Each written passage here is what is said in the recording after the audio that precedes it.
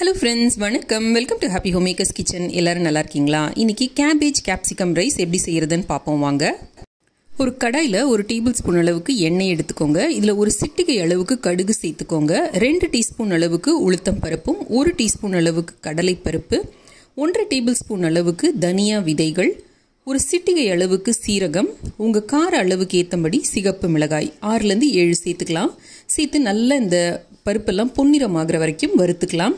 இது கூடவே 5 சின்ன வெங்காயம், ஒரு ஆறுக்கு கருவேப்பிலையும் போட்டு நல்லா பிங்க் ஆகிற வரைக்கும் இதை வறுத்துக்கலாம். இது கூட 1 டேபிள் ஸ்பூன் அளவுக்கு தேங்காயும் சேர்த்து நல்ல ஒரு பெரட்டி அடுப்பை ஆஃப் பண்ணிடுங்க. இதை இப்போ நல்லா ஆற வச்சு நம்ம மிக்சியில் போட்டு பொடி பண்ணி எடுத்துக்க போகிறோம். இப்போது அதே கடாயில் 1 டேபிள் ஸ்பூன் அளவுக்கு எண்ணெய் விட்டுக்கோங்க. 1/4 டீஸ்பூன் கடுகு, 1/4 டீஸ்பூன் உளுத்தம் பருப்பு, 1/4 டீஸ்பூன் கடலைப்பருப்பு சேர்த்துக்கோங்க. 1/4 டீஸ்பூன் அளவுக்கு சோம்பு சேர்த்துக்கோங்க. ஒரு சிகப்பு மிளகாய், ஒரு கீரண பச்சை மிளகாய், ஒரு ஆறுக்கு கருவேப்பிலை சேர்த்துக்கோங்க. இது கூட 3 கப் அளவுக்கு துருவின கேபேஜ் முட்டைக்கோஸ் சேர்த்துக்கோங்க. இதை நல்லா வதக்கி கொடுங்க. இது கூட நீளமாக நறுக்குன ஒரு குடமிளகாய் சேர்த்துக்கோங்க. உங்களுக்கு விருப்பம்னா 1/4 கப் அளவுக்கு பச்சை பட்டாணி, ஸ்வீட் கார்ன், அதுக்கப்புறம் கேரட், இந்த மாதிரி எந்த வெஜிடபிள் வேணாலும் நீங்கள் சேர்த்துக்கலாம். இப்போ எல்லாத்தையும் சேர்த்து தீயை நல்லா ஹையில் வச்சு வதக்குங்க. நம்ம அரைச்சி வச்சிருக்கிற இந்த மசாலா தூளையும் இதோட சேர்த்துக்கலாம். சேர்த்து நல்லா பெரட்டி கொடுங்க. நல்லா ஹை தீயில் ஒரு பெரட்டினதுக்கு அப்புறமா தீயை நல்லா லோவாக வச்சுக்கோங்க. இது கூட 1/4 டீஸ்பூன் அளவுக்கு பெருங்காயத்தூள், 1/4 டீஸ்பூன் அளவுக்கு மஞ்சள் தூள், 1/4 டீஸ்பூன் அளவுக்கு கரம் மசாலா தூள் சேர்த்துக்கோங்க. தேவையான அளவு உப்பு சேர்த்துக்கோங்க. தண்ணி எங்கேயுமே சேர்க்காதீங்க. மிதமாக அந்த தீயை வச்சுட்டு இதில் பெரட்டி கொடுத்துக்கிட்டே இருந்தீங்கன்னா இது நல்லா வதங்கிடும்.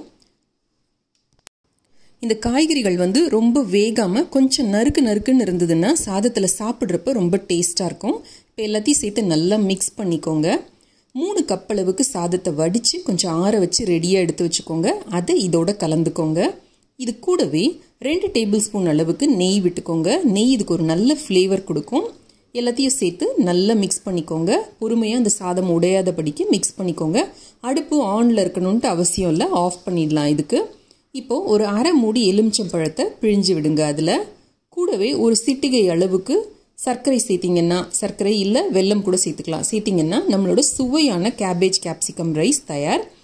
இந்த சாதத்தோட வறுத்த நிலக்கடலையும் பொடியை நறுக்கின வெங்காயமும் சேர்த்து மிக்ஸ் பண்ணிங்கன்னா ரொம்ப டேஸ்ட்டாக இருக்கும். அதே மாதிரி லெமன் ஜூஸ்க்கு பதில் காய்கறிகள் வெந்த உடனே வேணும்னா நீங்கள் 1 டீஸ்பூன் அளவுக்கு புளி விழுது கூட சேர்த்துக்கலாம்.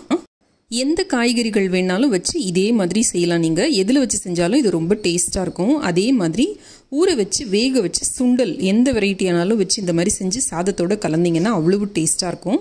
இதில் சாதத்துக்கு பதில் வேக வச்ச மில்லட்ஸ் சேர்த்துக்கலாம். அப்புறமா ஊற வச்சு வடித்த அவல் சேர்த்துக்கலாம்.